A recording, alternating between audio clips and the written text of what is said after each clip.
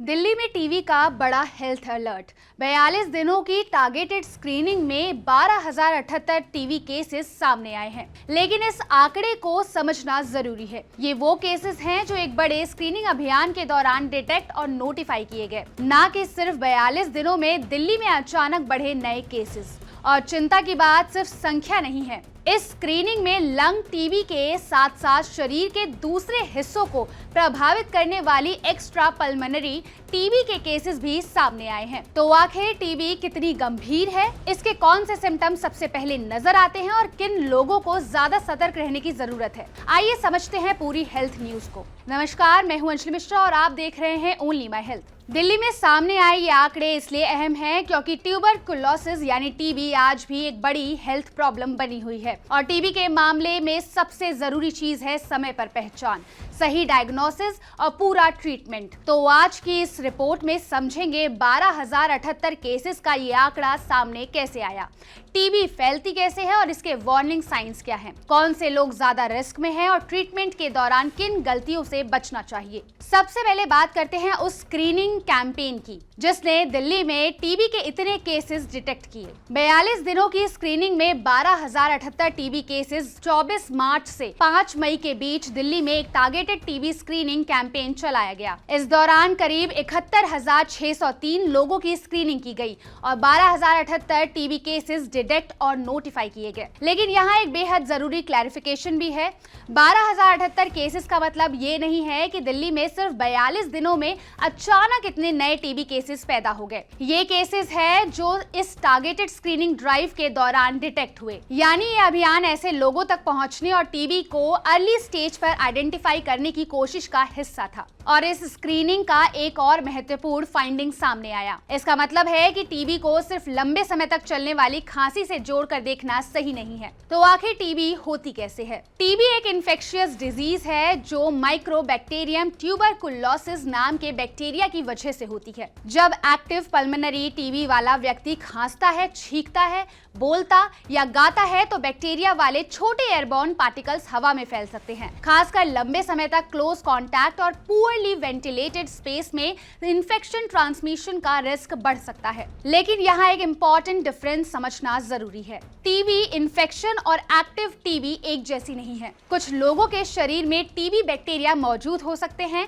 लेकिन उन्हें बीमारी के सिम्टम्स नहीं होते और वे आमतौर पर दूसरों में टीबी नहीं फैलाते। इसे टीबी इन्फेक्शन या लेटेंट टीबी कहा जाता है। लेकिन जब बैक्टीरिया एक्टिव होकर बीमारी पैदा करते हैं तो एक्टिव टीबी डिजीज डेवलप हो सकती है और यहीं से सिम्टम्स को पहचानना बेहद जरूरी हो जाता है। इन टीबी सिम्टम्स को बिल्कुल भी इग्नोर नहीं करना चाहिए। अगर किसी व्यक्ति को लगातार खांसी, बलगम, खांसी में खून, सीने में दर्द, बुखार, रात में पसीना, बिना कोशिश वजन कम होना, भूख लगना या लगातार कमजोरी और थकान जैसी समस्या हो रही हो तो इसे लंबे समय तक इग्नोर नहीं करना चाहिए, खासकर तब जब सिम्टम्स बने रहें या धीरे धीरे बढ़ते जाएं। लेकिन कहानी यहाँ खत्म नहीं होती। टीबी सिर्फ लंग को ही प्रभावित करे ये जरूरी नहीं है। जब टीबी लंग्स के बाहर शरीर के दूसरे हिस्सों को प्रभावित करती है तो इसे एक्स्ट्रा पल्मोनरी टीबी यानी ईपीटीबी कहा जाता है। ये lymph nodes, bone, kidneys, brain या स्पाइन जैसे हिस्सों को प्रभावित कर सकती है। ऐसे में सिम्टम्स इस बात पर डिपेंड करते हैं कि इन्फेक्शन